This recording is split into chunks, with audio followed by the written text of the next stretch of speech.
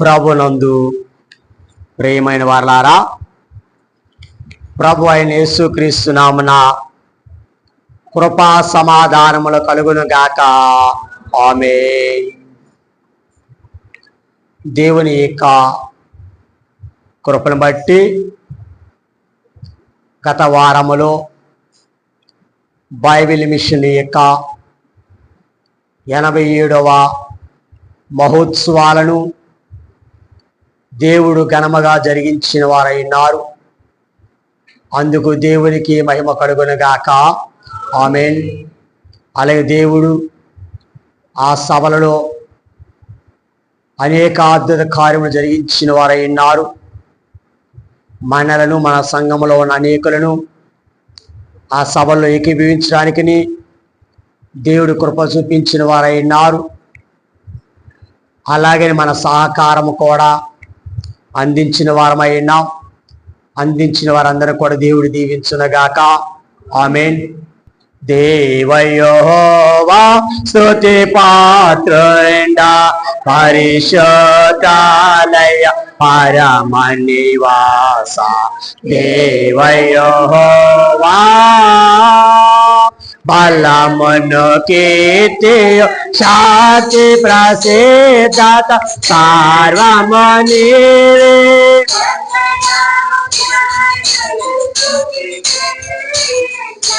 సకల ప్రాణులు స్తుతి చెల్లించగా, సర్వదాని స్తుతులు నరించగనున్నా.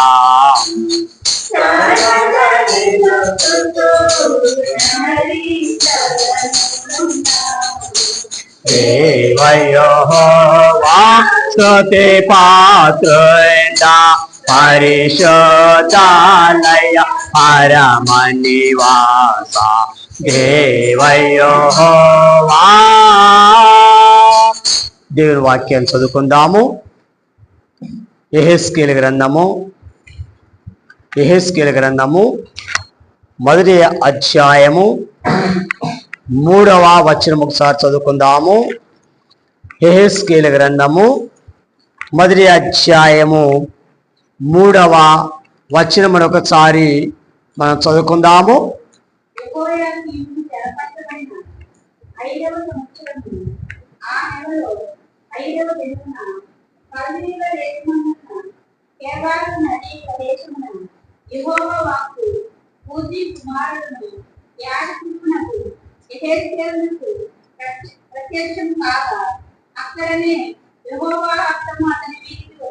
చాలు. ప్రభువునందు ప్రియమైన వాళ్ళారా, ఈ దినమున మనము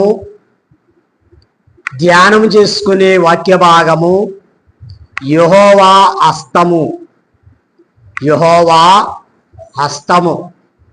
మనందరూ కొన్నయా ఏంటవి? చాలా సంతోషం. హస్తములు అనగా చేతులు, దేవుని చేతులు అనగా దేవుడు చేయుచున్న తన హస్తములతో ఆయన చేయుచున్న కార్యములను మనం ధ్యానం చేసుకుంటున్నాం. కనుక నేటి కాలంలో యెహెజ్కేలు అనగా అర్థమే యెహోవాయే నా బలము, లేక యెహోవా బలవంతుడు, లేక బలపరచువాడు అని అర్థము. ఇక్కడ ఈ ప్రవక్తకు దేవుడు చెప్పుచున్న మాటలు, ఎందుకంటే ఇశ్రాయేలు ప్రజలైన వారు బబులోను దేశానికి చెరగా కొనుకోబడ్డారు. అనగా ప్రజలైన వారే చెరలో ఉన్నారు, బానిసలుగా ఉన్నారు. ఆ బానిసలైన వారిని రక్షించడానికై దేవుడు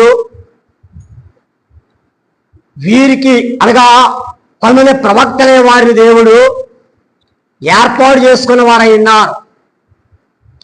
ప్రారంభం ఐగుప్తు దేశంలో ఉన్న ఇశ్రాయేలు ప్రజలే వారిని విడిపించడానికి మోషే గారిని ఏర్పాటు చేసుకున్నారు. ఇక్కడ చెరలోబడినటువంటి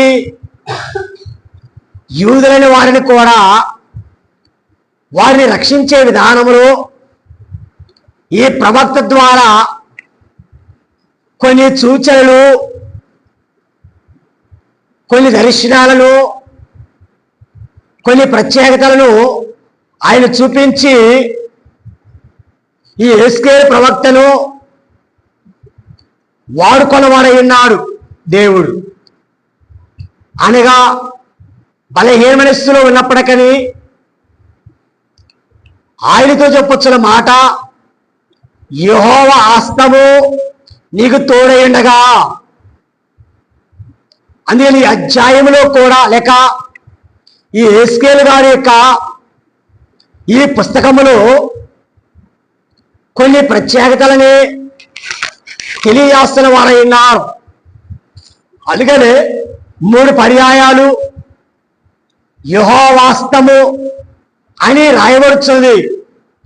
1వ అధ్యాయము 3వ వచనములోను, అలాగే 3వ అధ్యాయము 14వ వచనములోను, అలాగే 37వ అధ్యాయము 1వ వచనంలో కూడా యెహోవా హస్తమని తెలియచేయబడుతుంది.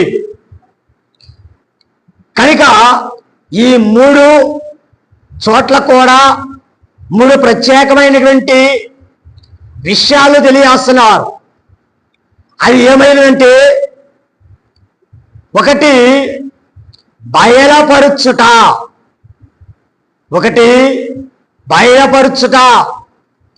లేక ప్రత్యక్షత. మొన్న 31వ తేదీన దేవుడు దేవదాసయ్య గారికి బైబిల్ మిషన్ను ప్రత్యక్షపరిచారు, బైబిల్ మిషన్ను బయలుపరిచారు. లోకములో ఎన్నో మిషన్లు ఉన్నాయి, కానీ అన్ని మిషన్లు స్థాపించబడిన మిషన్లు. కానీ బైబిల్ మిషన్లు బయలుపరచబడిన మిషను. అర్థమైంది మాట. స్థాపించబడిందంటే ఎవరిష్టం వచ్చినట్లు వారు ఏర్పాటు చేసుకోవడము. కానీ బైబిల్ విషయం మానవ ఇష్టపూర్వకముగా ఏర్పాటు చేయబడింది కాదు, కానీ దేవుడే స్వయముగా గాలిలో, బంగారు అక్షరములో, తెలుగు భాషలో బైబిల్ మిషన్ అని దేవదాసయ్య మధ్యాహ్న కాల సమయంలో ప్రత్యక్షపరిచిన వారైనా. అలాగనే ఇశ్రాయేలు ప్రజల కొరకు యూదులైన వారిని విడిపించడానికి మొదట యెహోవా హస్తము ఆయన తోడై ఉండగా ఆయనకు చేయబోయేదాన్ని దేవుడు బయలుపరిచిన వారైనారు. తన చేయబోయే కార్యాలన్నీ కూడా మరి ఆయన ఎలాంటి వాడు, ఆయన హస్తం ఎలాంటిది, ఆయన ప్రభావం ఎలాంటిది, ఆయన శక్తి ఎలాంటిది, ఇవన్నీ కూడా ఆయన రూపాన్ని బయలుపరిచారు. అందుకని మొదటి విషయం ఏం చెప్పాను, బయలుపరుచుట. రెండవ విషయంలో మనం చూస్తే దేవుడు బలపరుచుట. యెహోవా హస్తము ఈ యెహెజ్కేలు గారి దగ్గరికి ఎందుకు వచ్చింది? ఎందుకు దేవుడు యెహోవా హస్తము ఆయన మీదకి వచ్చింది తెలియజేస్తే, ఒకటి బయలుపరుచుటకు వచ్చింది, రెండవది బలపరుచుటకు. ఎందుకంటే ఒకసారి 3వ అధ్యాయము 14వ వచనం కూడా మనం చదివినట్లయితే మనకు అర్థమవుతుంది. 3వ అధ్యాయము 14వ వచనం, ఆత్మనెత్తి తోడుకెళ్ళిపోగా ఆ, ఆ, ఆ, ఆ.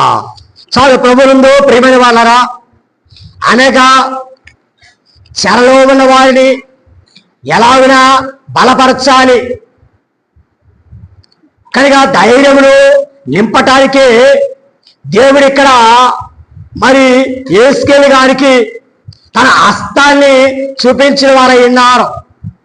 కొన్ని మారులు మనము కూడా కొన్ని పరిస్థితులు బట్టి కుమిలిపోతా ఉంటాం.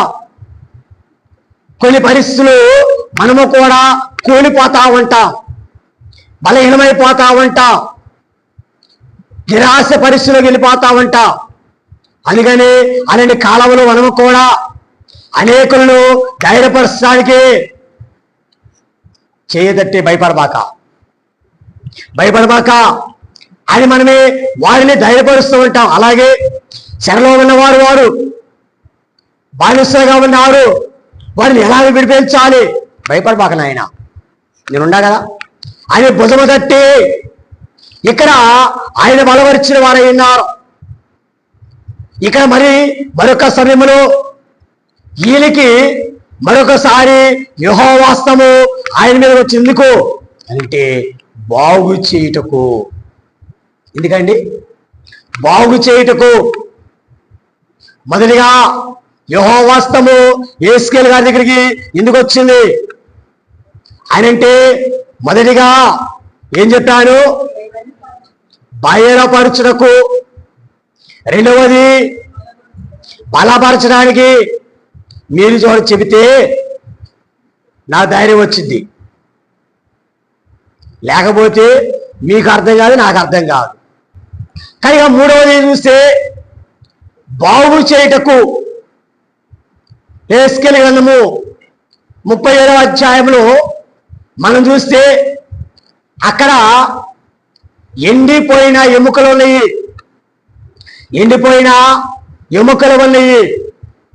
ఆ ఎముకలు కలిగిన లోయలోనికి యెహోవా హస్తం ఆయన తోడై ఉండగా ఆయన ఆత్మవశుడై ఎముకలు కలిగిన లోయలోకి తీసుకెళ్ళారు. అప్పుడు యేసుకేలు ప్రవక్తతో అంటున్నాడు దేవుడు, నరపుత్రుడా, ఇగో ఎముకలు చూసావా ఎలాగోనయ్యి ఎండిపోయినాయి, ఈ బ్రతకలవా? నీకే తెలియదు, నాకేం తెలుసు? బ్రతకలవా? నీకే తెలుసు. అందుకని ప్రవచనం ఎత్తి నువ్వు మాట్లాడు. కనుక అప్పుడు ఎండిపోయిన ఎముకలే బాగు చేయబడుతుంది. కానీ ఈ రోజున దేవుడు నన్ను కూడా బాగు చేస్తానని నమ్మకం ఉందా? మేలు చేస్తానని నమ్మకం ఉందా? మీరు కానీ చెబుతారా? నీకే తెలుసు అయ్యా, మాకేం తెలుసు అని అంటే మనకేమీ కలగవు. కలిగి తెలుగున ప్రభువునందు ప్రియమైన వాళ్ళరా, మరి యేసుకేలు ప్రవక్తకు యెహోవా హస్తము ఎందుకు చూపించారు, ఎందుకు ఆయనకు తోడైనారంటే, ఒకటి బయలుపరచడానికి. చెప్పండి, 100 అందరూ చెప్పండి. బయలుపరచడానికి. రెండవది బలపరచడానికి. చెప్పండి. మూడవది బాగు చేయడానికి. చెప్పండి.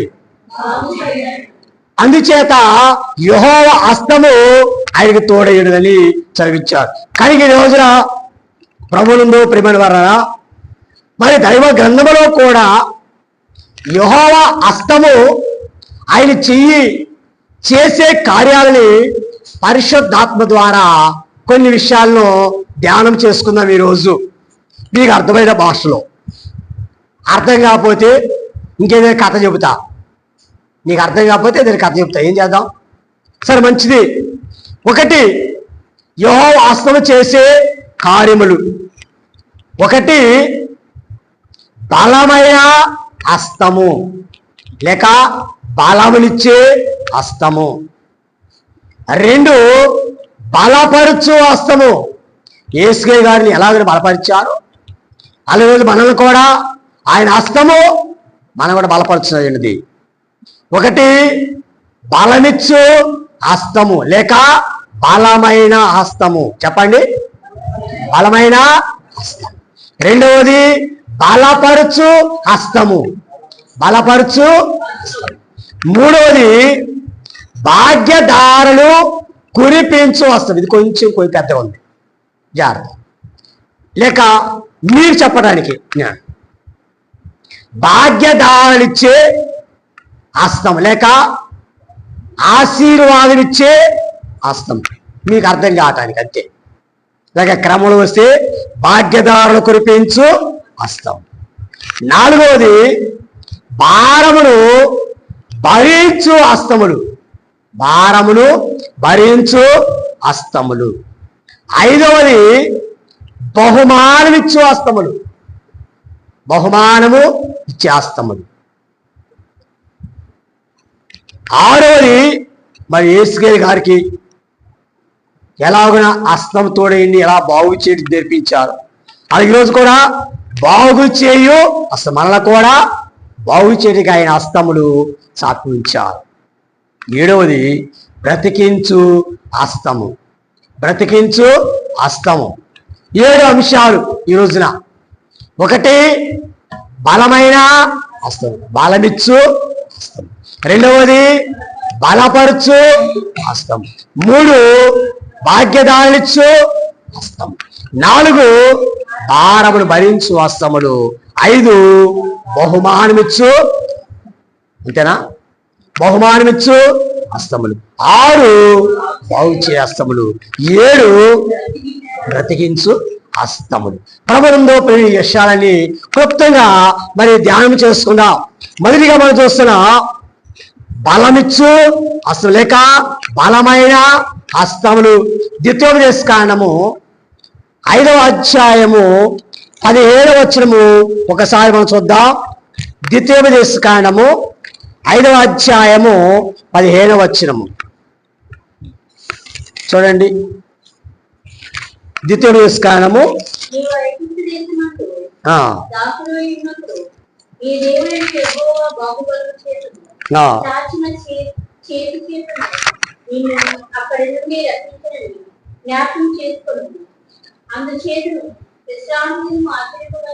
చాలు. ప్రభునందు ప్రేమైన వాళ్ళారా,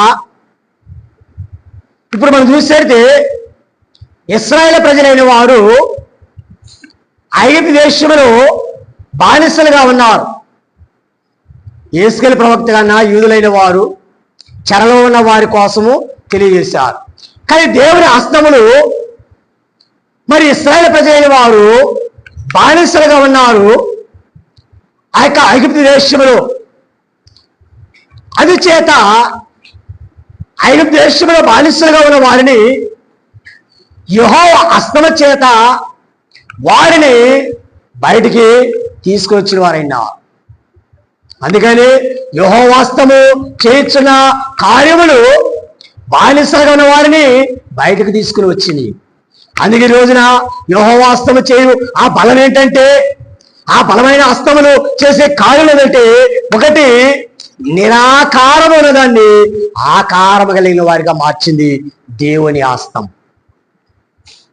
నిరాకారమైన దాన్ని ఆకారం కలిగి మార్చింది. ఆదికాండము 10వ అధ్యాయము 1వ వచనం.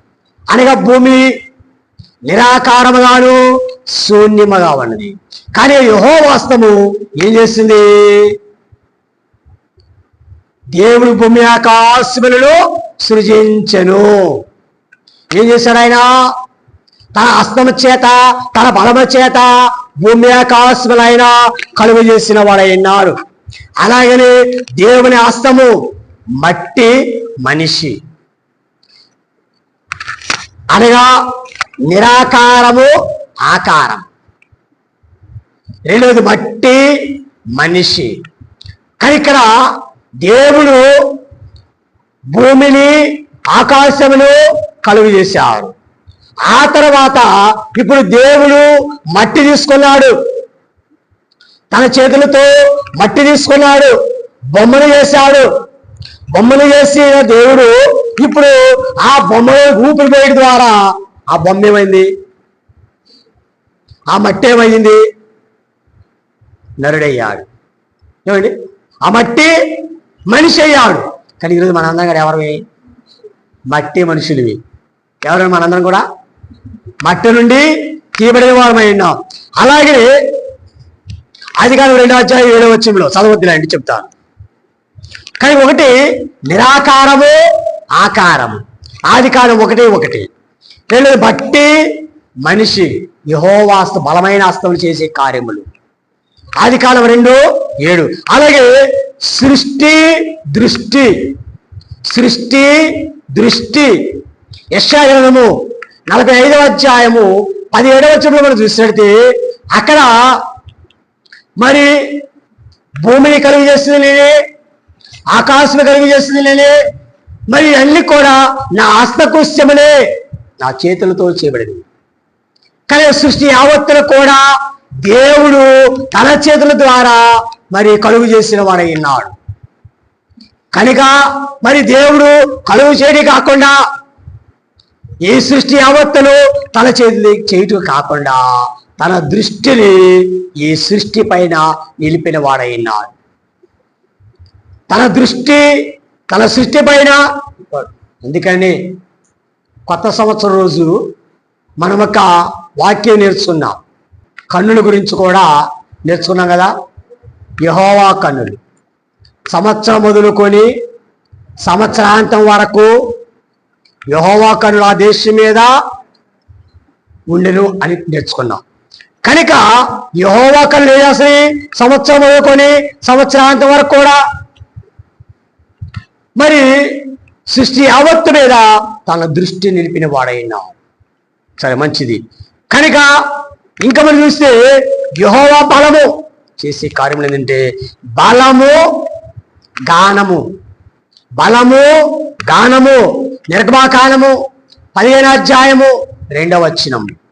నిర్గమాకాండం 15:2. అనగా దేవుడు ఎర్ర సముద్రాన్ని పాయలు చేశాడు, తన హస్తము చాచి తూర్పు గాలిని విసర్జేశాడు. అప్పుడు సముద్రమే 2 పాయలైపోయింది.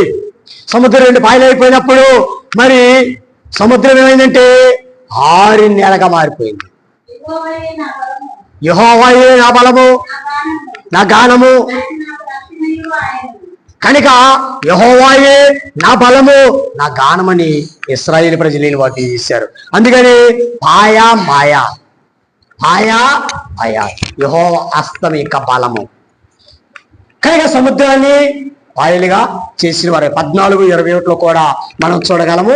కానీ ఈరోజు ఈ రీతిగా యెహోవా బలము మనకు ఏమిస్తుంటే బలమనిస్తుంది. ఏమిస్తుందండి? మనకు బలాన్ని ఇస్తుంది. కానీ రెండో చూస్తే బలపరచు హస్తములు. యెహోవా హస్తమే మనల్ని బలపరచగలది. దేవుని యొక్క వాక్యములు మనం చూస్తే అనేక రీతిలుగా దేవుడు బలపరిచిన మనం చూస్తున్నాం. మత్తయి సువార్త 9:13-14 మనం చూసినట్టే అక్కడ చిన్న పిల్లలను బలపరచుట. యెహోవా వస్తాడు. కొంతమంది పెద్దవారే కొంతమంది చిన్నపిల్లలు తీసుకొచ్చారు. పిల్లలు తీసుకొస్తే పెద్దవారు ఏమన్నారంటే ఇక్కడ రాబాకండి అని వారిని ఆటంకపరిచారు. ప్రభు వారిని గద్దించేసి వారి నా దగ్గర రాయని అని చెప్పి వారిపైన తన చేతుల నుంచి వారిని ఆశ్రయించారు. ఎలాంటి వారిది పరలోక రాజ్యం అని వారిని బలపరిచారు. అలాగనే ప్రభువుందో ప్రేమైన వాళ్ళరా, రెండవ విషయంలో మనము చూసేడితే పాపాత్మరాలని ఆదరించుట, బలపరచుట. పాపాత్మరాలని లోకాసు వార్త 7:37 నుండి మనం చూసేడితే అక్కడ ఒక పాపాత్మరాలు ఉన్నారు. మరి ఆమె పాపము చేత నలిగిపోతుంది, బాధపడుతుంది. కనుక ఆమెకు పాపాత్మరాలని ముద్ర వేశారు. ఒకరోజండి దేవదాసయ్య కాలంలో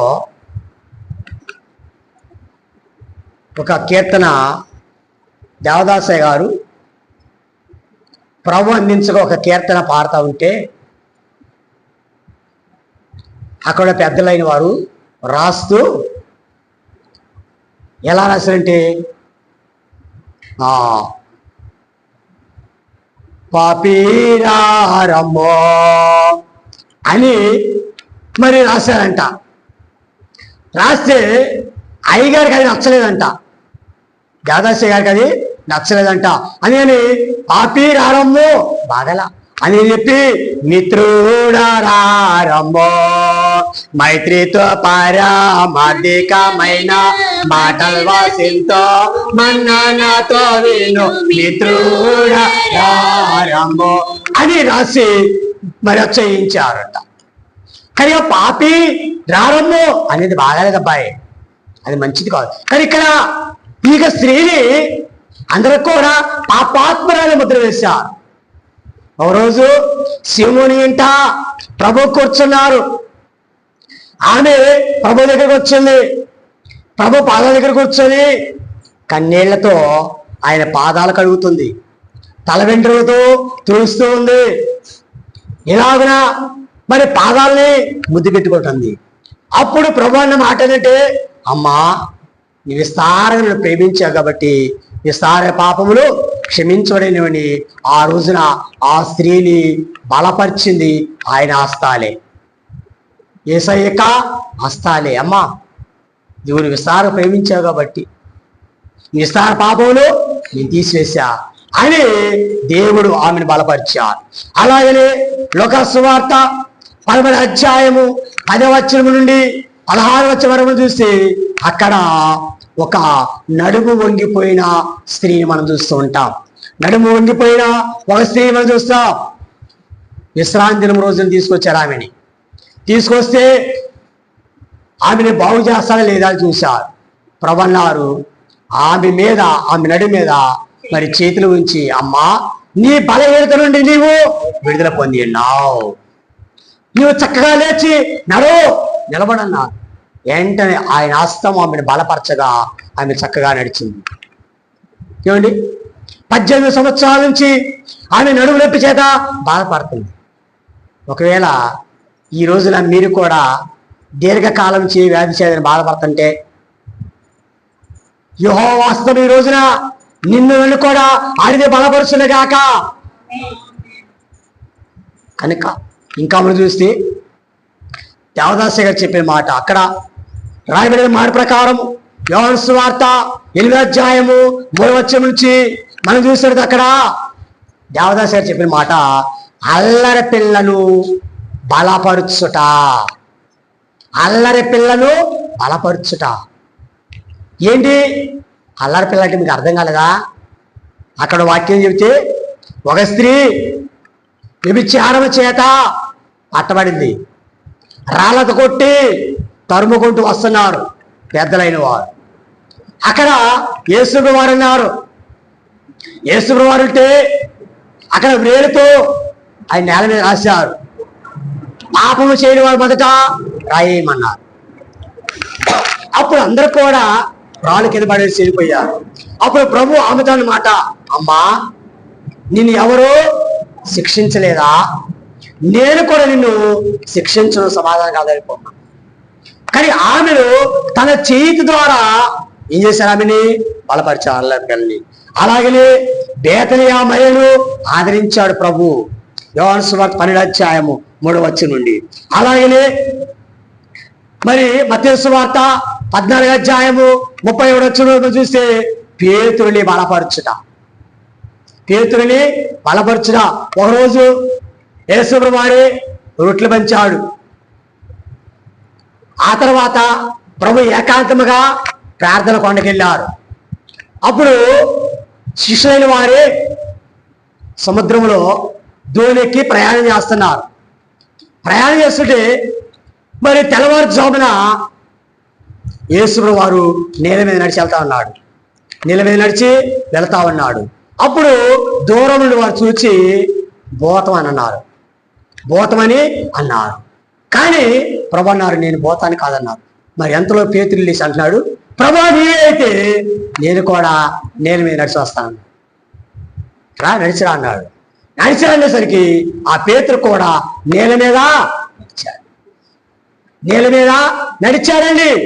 ఎప్పుడు నేల మీద నడిచాడో మరి ప్రభు వైపు చూస్తూ కానీ తర్వాత నేల వైపు చూశాడు. నేల వైపు చూచాడు, కింద చూశాడు. ఎప్పుడైతే కింద చూశాడు అప్పుడంట పేతురు మునిగిపోతున్నాడంట. పేతురు మునిగిపోతున్నాడంట. అప్పుడు ప్రభు చేయబట్టి, ఓ అల్ప విశ్వాసి, ఎందుకు సందేహపడుతున్నావని ప్రభు పేతురుని బలపరిచిన వాడైనా. కానీ గమనించండి, ఈ రోజున మరి నీవు నేను కూడా ఎలాంటి విశ్వాసం కలిగి ఉన్నాం, ఎలాగున్నాం? కానీ దేవుడు మరి ఆయన వైపు చూస్తే ఆయన హస్తం నిన్ను కూడా ఏం చేస్తుంది? బలపరిచేదయ్యింది, మనల్ని బలపరిచేదండి. ఓ మాట చెబుతా, తీసుకొచ్చిందా? అర్థం కావట్లేదా? ఒక చిన్న మాట చెప్తా. మరి మనం కూడా సంఘములో ఎలాగున్నాం? విశ్వాసులుగా ఉన్నామా, అవిశ్వాసులుగా ఉన్నామా, నమ్మకస్తులుగా ఉన్నామా, అపనమ్మకస్తులుగా ఉన్నామా? ఒక కథ చెప్పమంటారా? కథ అంటే మీకు ఇష్టం కదా, సరే ఒక కథ చెబుతా. ఒకరోజంట ఒక దేవాలయంలో ఆరాధన జరుగుతుంది. ఆరాధన జరుగుతుంటే అడవిలో నుంచి ఒక నక్క ఆరాధనకు వచ్చింది. ఒక నక్క ఆరాధనకు వచ్చింది. ఆరాధనకు వచ్చి చక్కగా ఆల్టర్ దగ్గరే కూర్చొని పాస్టర్ గారు చెబుతున్న వాక్యాలు బాగా వింటుందంట, బాగా శ్రద్ధతో వింటుందంట. బాగా విన్న తర్వాత వాక్యం అయిపోయింది. అయిపోయిన తర్వాత నక్క పాస్టర్ గారితో అంటుందంట, పాస్టర్ అయ్యా నాకు బాప్తిస్మం ఇవ్వా అంటుందంట. ప్రార్థనకు వచ్చింది నక్క, వాక్యం ఉంది, మరి ఆయన ఏం చెప్పాడో తెలియదు కానీ మరి నాకు బాప్తిస్మం ఇవ్వ అన్నారంట. ఓ నక్క, అసలు నీవే అసలుకే జిత్తులో మారి నక్కవు. నిన్ను నమ్మి నేను బాప్తిస్మం ఎలా ఇస్తాను? నిన్ను నమ్మి నేను బాప్తిస్మం ఎలా ఇస్తాను? కానీ నేను నీకు బాప్తిస్మం ఇవ్వాలంటే క్రమంగా కొన్ని వారాలు ప్రార్థనకు రా, కొన్ని వారాల ప్రార్థనకు రా నమ్మకంగా. మరి వచ్చిన తర్వాత అప్పుడు నీ నమ్మకాన్ని బట్టి నీకు బాప్తిస్మం ఇస్తాను అని చెప్పాడంట పాస్టయ్య. అందుకని ఆ నక్క పాస్టర్ చెప్పిన మాట విని రోజు ఆదివారం కూడా ప్రార్థన రావటం, క్రమం తప్పకుండా అందరికంటే ముందే వచ్చి మరి ఆ పాస్టర్ దగ్గరే కూర్చోవడం బాగా వింటుందంట. వాక్యం వెంట బాగా ఉంటుంది. ఇలా కొన్ని వారాలు వచ్చిందంట నక్క. వచ్చిన తర్వాత మరి పాస్టర్కి నమ్మకం కలిగింది. పాస్టర్కి నమ్మకం, మనం కూడా అది చేస్తాంగా, పాస్టర్కి నమ్మకం కలిగిస్తాం, మంచిది. ఇలాగా నమ్మకం కలిగింది. ఒక రోజు అంట నక్క నువ్వు మంచి భక్తిగా ఉంటున్నావు, వాక్యాన్ని బాగా వింటున్నాము, కానీ నీకు బాప్తిస్మం ఇస్తా అని చెప్పేసి ఇక మరలా ఎప్పటికీ అడవికి వెళ్ళవు కదా, మరలా ఎప్పటికీ అపరిశుద్ధమైనవి ఏం ముట్టుకో కదా, బాప్తిస్మం రోజు చెబుతాం కదా, మరలా పాపంకి వెళ్తావా? మళ్ళీ పాపం చేస్తావా? సినిమాలు చూస్తావా? సీరియల్ చూస్తావా? సారా తాగుతావా? గుట్టకా తింటావా? వద్దయ్యా, అన్ని మానేసా, యేసుని నమ్ముకున్నానయ్యా, నా బాప్తిస్మం ఇవ్వండి. నీవు అన్ని విడిచిపెట్టావు కనుక, యేసు క్రీస్తు వారిని నీవు రక్షకుడిగా అంగీకరించావు కనుక, తండ్రికయో కుమారునికయో పరిశుద్ధాత్మ నామమున నీ బాప్తిస్మం ఇస్తున్నానంట. నక్క కూడా నేను ఇక అడవికి వెళ్ళనయ్యా, ఏ అపరిశుద్ధమైన ఏం తిననయ్యా, నేను ఏం చేయనయ్యా, నా బాప్తిస్మం అంటే ఆ పాస్టర్ కూడా తండ్రికయో కుమారునికయో పరిశుద్ధాత్మ నామమున బాప్తిస్మం ఇచ్చారు. ఇలాగ నక్క బాప్తిస్మం తీసుకుంది. అందరిలాగా ఆరాధనకు వస్తుంది, అంతా బాగుంది. ఒక రోజంట పాస్టర్య వేరే ప్రాంతానికి ఆయనకి ఏదో ఒక మీటింగ్ ఉండి ఒక ఆదివారం మీటింగ్కి వెళ్ళారంట పాస్టర్ గారు. వెళ్తా నక్క బాగా భక్తిగా ఉంది, నమ్మకంగా ఉంది. మరి సంఘ పెద్దలు చేశాడంట నక్కని సంఘానికి. ఏమండి, ఆ నక్కను కూడా సంఘ పెద్ద చేశారంట పాస్టర్ గారు. ఎందుకంటే ఆ బాగా పాటలు పాడుతుంది, వాక్యం చెబుతుంది, వాక్యాన్ని మరి బాగా వింటుంది, బాగా నమ్మకంగా ఉంది. భక్తి తీసుకుని సంఘ పెద్ద చేశారంట. అందుకు ఒక రోజు పాస్టర్ అన్నాడంట, నక్క ఈరోజు నేను వేరే మరి ఊరికి మరి సేవ చేయడానికి వెళ్ళొస్తాను, మీటింగ్ని పిలిచారు, ఈ వారము ఆదివారం ఆరాధన నువ్వు చూసుకో అని ఆ నమ్మకంలో ఉన్నటువంటి అక్కకి అప్పచెప్పారంట. ఆయన అక్కకి అప్పచెప్తే ఆయన సరే పాస్టయ్య సంఘముకి నేను నమ్మకం ఉండబట్టి నమ్మకంగానే ఉంటా అని చెప్పిందంట అక్క. ఇలాగిన పాస్టయ్య వేరే ఊరికి వెళ్ళాడు, మీటింగ్కి వెళ్ళిపోయాడు. ఈయన అక్క ఏం చేసిందంటే, ఎటు పాస్టర్ లేడు కాబట్టి, పాస్టర్ను చూడడు కాబట్టి ఒక్కసారి వదిలేసి వచ్చిన అడవిలో ఉన్న మా స్నేహితులు ఎలాగున్నారో చూసొద్దాం అనుకుందంట. ఏంటి అనుకుందంట. అనుకొని వీడికి ఎవరు చెప్తారు నా సంగతి, ఎవరు నేను నమ్మకం, నేను సంగతి నా గురించి పాస్టర్కి ఎవరు చెప్తారు, ఎవరు చెప్పరలే అని చెప్పేసి ఆదివారము మరి అడవిలోకి వెళ్ళిపోయిందంట. ఆ స్నేహితులు చూస్తానికి వెళుతూ దారిలంట ఒక గాడిద శవము కనబడిందట. గాడి చచ్చిపోయినాక ఏమంటే నక్కలంట గాడిద మాంసం బాగా ఇష్టంగా తింటాయి అంట. కానీ అక్కడ చచ్చిపోయిన గాడిద ఉంది. ఆ చచ్చిపోయిన గాడిద మాంసాన్ని బరీగా తిని, ఏమండి బరీగా తిని ఆ స్నేహితుల దగ్గరికి వెళ్ళిందంట. ఆ స్నేహితులు అన్నారంట, నక్క మరి ఇంతకాలం ఎక్కడికి వెళ్ళావు అని అంటే, నేనే ఊర్లోకి వెళ్ళాను, చర్చికి వెళ్ళాను, అక్కడ బాప్తిసం తీసుకున్నాను, మరి నేను సంఘ పెద్దలయ్యాను, సంఘమంతా నాదేను, కానీ ఎంత నమ్మకం ఉన్నాను చూచారా అని చెప్పి అవన్నీ చూసుకొని తిరిగి వచ్చిందంట. మరొక ఆదివారము సంఘానికి వచ్చేసిందంట నక్క. వచ్చిన తర్వాత పాస్టర్ గారు వాక్యం చెబుతున్నాడు. పాస్టర్ గారు వాక్యం చెబుతూ ఏమన్నానంటే, నీవు పౌరు ఇండుట నేను చూచాను, నువ్వు లేచుట నేను చూచాను, నీవు అడవికి వెళ్ళట నేను చూచాను, నీవు మాంసం తినడం నేను చూచాను అని ఎలాగున పాస్టర్ గారు వాక్యం చెబుతున్నాడంట. ఆయనకి తెలుసు, ఆయన తెలియదు, ఎవరు చెప్పలా. తర్వాత ప్రార్థన అయిపోయిన తర్వాత అంట ఈ నక్క అందరి దగ్గరికి వెళ్ళి, నువ్వు నా గురించి చెప్పావు కదా, నువ్వు నా గురించి చెప్పావు పాస్టర్ గారికి, నువ్వు నా గురించి చెప్పావు కదా, నువ్వు నా గురించి చెప్పావు కదా, నువ్వే చెప్పుకుంటావు నా గురించి. ఆ సంగతి మీరు ఎవరికి తెలియదు, ఎవరికి తెలీదు. అది అపవిత్రమైనటువంటి గాడి మాంసం తిని వచ్చే సంగతి ఎవరికి తెలీదు. కనుక ఎవరు తెలుసు, నాకు ఒక్కదానికి తెలుసు, కానీ పాస్టర్కి కూడా తెలీదు. వాక్యం చెబుతున్నాడు, నీవు తిరుట నువ్వు వెళ్ళుట నాకు తెలుసు అన్నాడంట. అనేసరికి ఈ నక్కకి ఏమండి పాస్టర్ గారికి ఎవరు చెప్పారని అందరి దగ్గర చెప్పావా, పాస్టర్ నువ్వే చెప్పుంటావులే, నువ్వంటే మరి నేనంటే నీకే గిట్టదు, సంఘ పెద్దలు అయ్యానని మీకు అసూయ ఎక్కువ, మీరే చెప్పుంటారు, అందరి దగ్గరికి వెళ్ళారంట.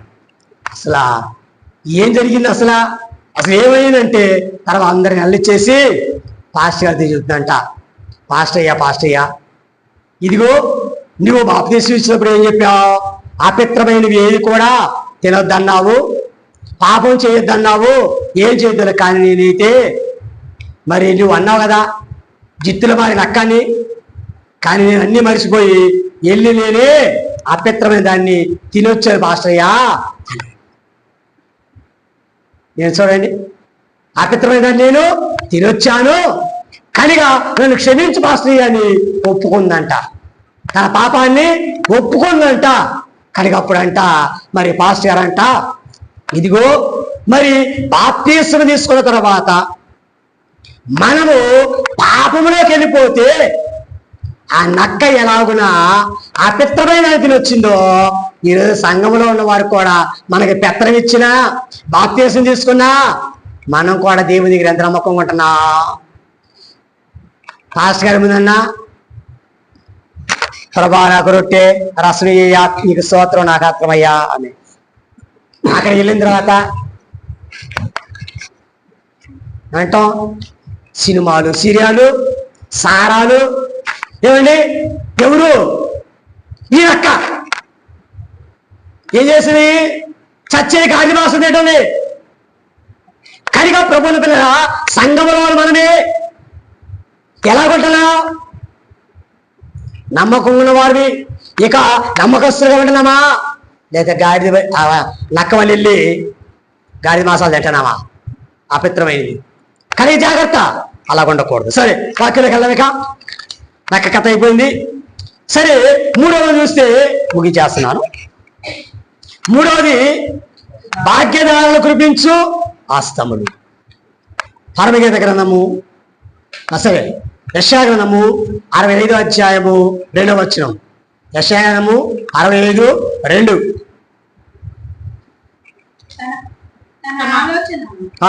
ఆలోచనను అనుసరించి చెడు మార్గమును నడుచుకొనుచు లోబడనులని ప్రజల వైపు తెలివెల్లా నా చేతులు చాపుచున్నా. ప్రభువుందో ప్రేమని వలన యెహోవా హస్తములే లోబడనులని వారి కొరకు దినమెల్లా చేతులు ఏం చేయవలసినవి? ఈ రోజున యెషయా 10వ అధ్యాయంలో కూడా ఏం రాయబడుతుందంటే, ఇదిగో పిల్లల కన్నాను, పెద్దవారు చేశాను, వారు నా మీద తిరుగుబాటు చేశారు. ఈ రోజున నక్క కూడా పాస్టర్ విషయంలో ఏం చేసింది? తిరుగుబాటు చేసింది, వెళ్ళిపోయి.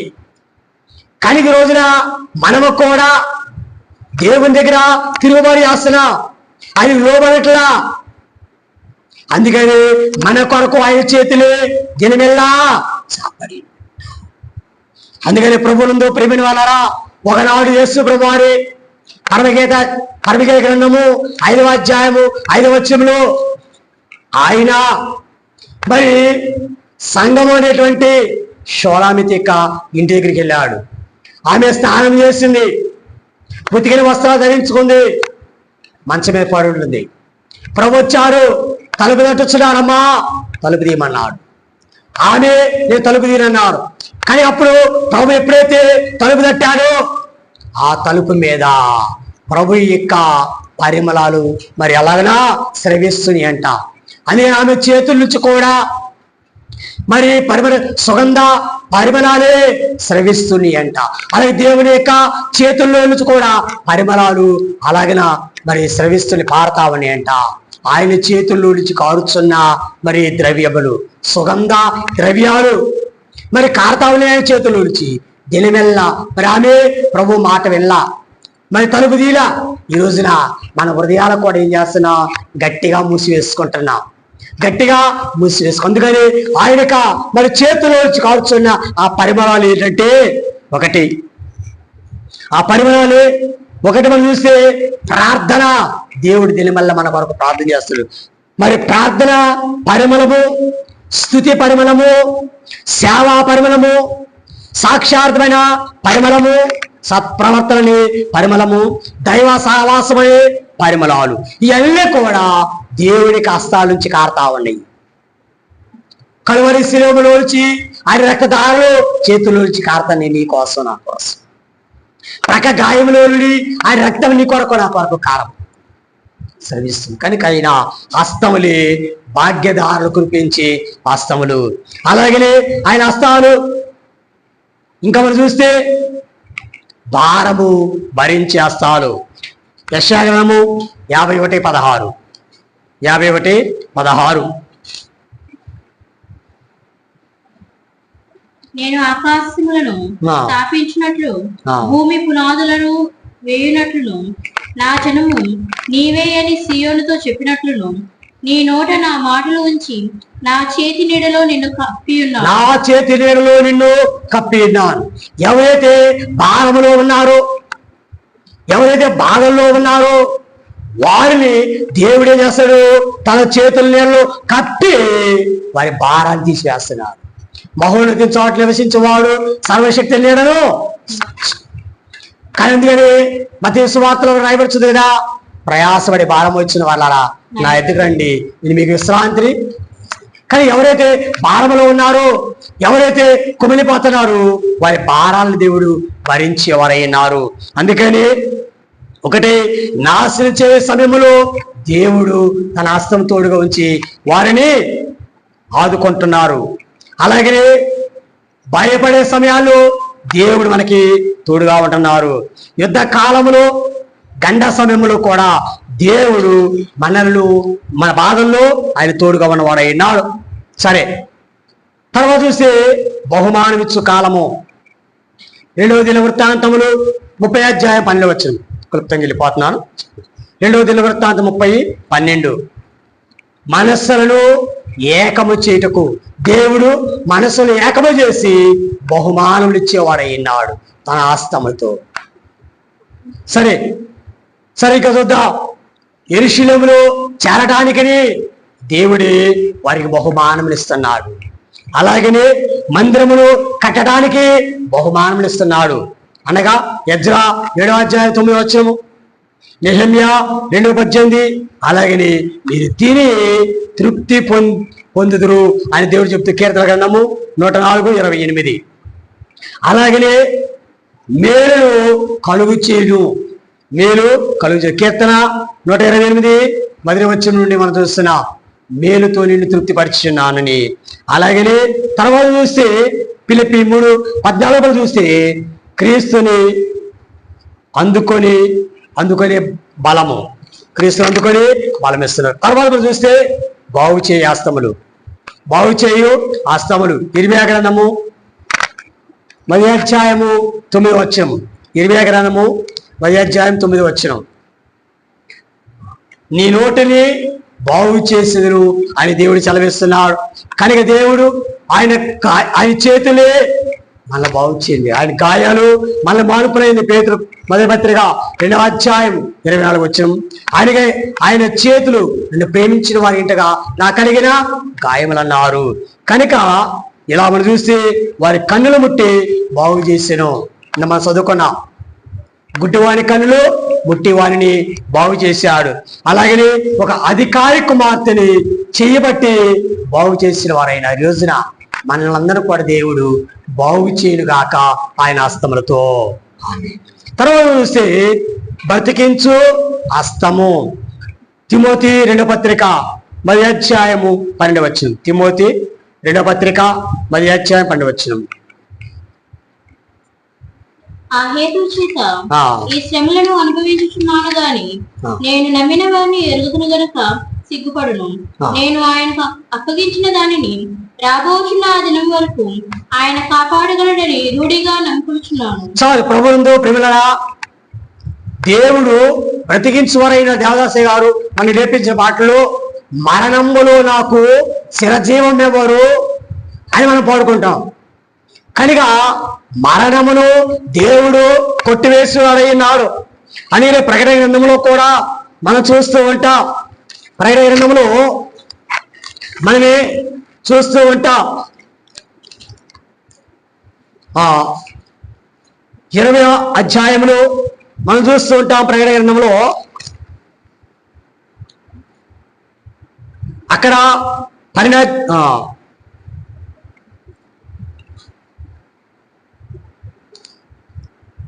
సరే 12వ అధ్యాయము 5వ వచనంలో కూడా మనం చూస్తుంటే అక్కడ గడసర్పమే నీళ్ళను వెళ్ళగక్కింది. అప్పుడు ప్రభువునందు ప్రేమైన వలన దేవుడు ఆ స్త్రీని అరణ్యాన్ని కోల్పోయేటువంటి శక్తి ఇచ్చాడు. అలాగే ప్రకటన గ్రంథంలో ఇంకా అనేక విషయాలు మనం చూస్తే మరి ఇది మానవ శరీరము మనం మరణించిన ఆత్మకు సావు లేదు. ఆత్మకు సావు, అదే రెండవ మరణము. కానీ దేవుడు మరణములో నుండి మనల్ని తప్పించేవాడై ఉన్నాడు తన హస్తముతో. అందుకని పాతాళ లోకమునికి వెళ్ళగాని దేవుడు తన హస్తముతో ఆ లోకం తీసుకెళ్లేవాడై ఉన్నాడు. అని ఈ రోజున ఆయన హస్తమే బ్రతికించు హస్తం. అందుకని పరిశుద్ధాత్మల్లా కాపాడబడును, విడిపింపగల హస్తం ఆయనది. సజీవులుగా మేఘములోనికి కొనిపోవును. అలాగనే ఈ రోజున ప్రభువునందు ప్రేమలారా, మనందరూ కూడా దేవుడు సావు లేకుండా సజీవులుగా మేఘములను తీసుకెళ్లేది యెహోవా హస్తము. ఈ రోజున ప్రభువునందు పిల్లరా, ఇలాంటి యెహోవా హస్తము నీకు నాకు తోడుగా ఉండి నడిపించదు. ఎందుకని యెహోవా హస్తము ఆత్మవశము, మేఘవశము, వరుడి వశము, సింహాసన వశము చేయదే యెహోవా హస్తం. కానీ ఈ రోజున నిన్ను నన్ను కూడా మనందరినీ బలపరిచి మేఘమును చేర్చుకునేది యెహోవా హస్తం. కనుక యెహోవా హస్తముల కిందకి మనమందరం కూడా వచ్చేట్లయితే ఆయన్ని మనల్ని బలపరిచేవాడు అయినాడు. కానీ ఈ రోజున ఆయన హస్తాలే ఈరోజు నీకు నాకు ఆయన శరీరక్తాలు కూడా అందించలేదు కనుక ఆయన శరీరక్తాలు ఆయనకు హస్తములో ఉన్నటువంటి ఆ బలమును పొందుకొని మేఘమెక్కగల ధన్యత ప్రభునంద దయచేయండి గాక. ఆమేన్. పరిశుద్ధులైన దేవానికి స్తోత్రములు. ఆయన ఇచ్చిన కొద్ది మాటలు దీవించండి, ఆశ్రయించండి. వాక్యానుసారం నడగల భాగ్యం దయచేసి మహిమన పనమని యేసు నామమున కొంచెం తండ్రి. ఆమేన్. అందరికీ మరణాత.